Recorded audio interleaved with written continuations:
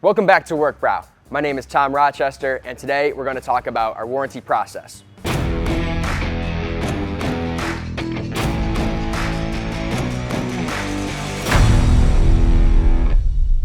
Our philosophy is we are always open to talking through any issues and resolving it in a fair manner. Let me walk you through the steps so that the process is as quick and easy as possible. While we never want to have a warranty issue, we know that they will happen, and our goal is to be the best partner throughout that process.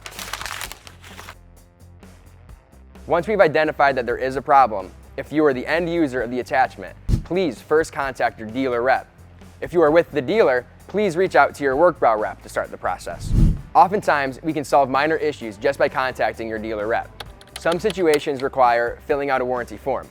We ask you to please compile all of your information and find our warranty form online at workbrow.com. Now that you've located the form, it is critical to fill out all the information as best as you can. Please make sure to include the serial number, the date that the attachment initially went into service, how many hours the attachment has been in use for, and any other relevant pictures or information that will help us determine exactly what the warranty entails. From there, you will receive an email confirming you have completed your warranty and that the paperwork is in review. Once we receive the form, a representative from WorkBrow will review and determine if the claim is warrantable or not. Some assistance may be required from our engineering department or from you to gather pertinent information. Please keep in mind that while we aim to be as fair and reasonable as possible, not all claims will be warrantable. We look at each individual situation and will do our best to help in any way that we can.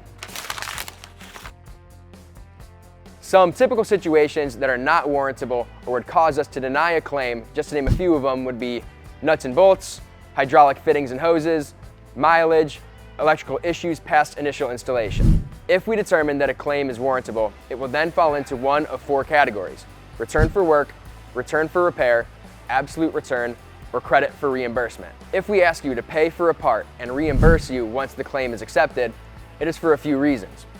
It helps us make sure that we get the parts back that are incorrect or damaged that need to be analyzed further, and it also speeds up the warranty process to make sure that the end users are getting back up and running as quickly as possible. If we are bringing back an attachment for rework or absolute return, it is critical that the attachment is cleaned from any debris or hazardous materials prior to receiving. Any attachment that is brought back with debris or materials on it may be subject to subsequent charges.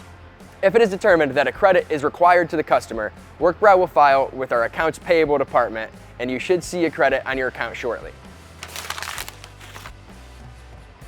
RGA paperwork will be sent to you with instructions on how to ship back to WorkBrow.